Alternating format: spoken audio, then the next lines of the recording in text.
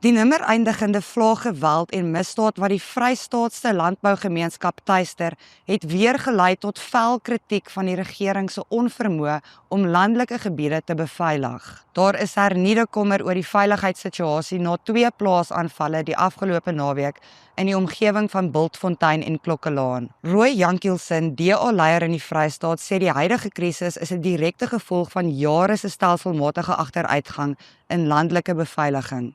Hy sê landelike veiligheid het oor die afgelope 2 dekades in duie gestort deur die ontbinding van die kommandostelsel, die mislukking van die voorgestelde sektorpolisieeringsstelsels, die onderbefondsing van die polisiediens en poreuse grense.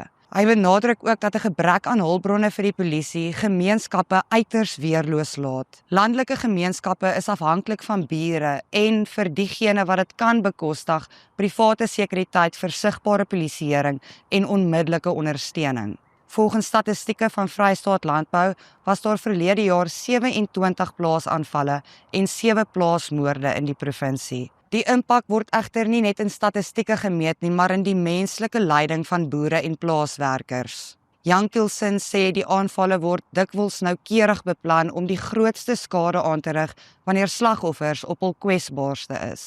Benewens die geweld self is die mislukking van die regstelsel 'n verdere bron van frustrasie. Volgens statistieke is daar 'n 27,7% vervolgingskoers en 'n skamele 9% skuldig bevindingskoers vir veediefstal.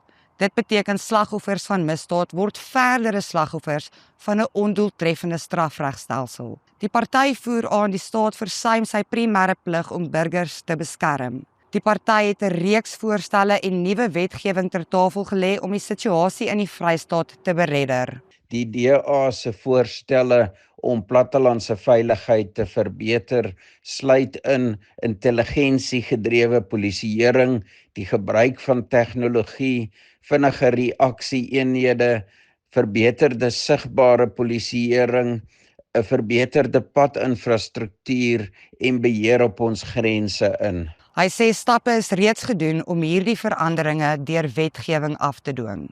Ek is Janice du Plessis vir Marula Media. Lees meer op marulamedia.co.za.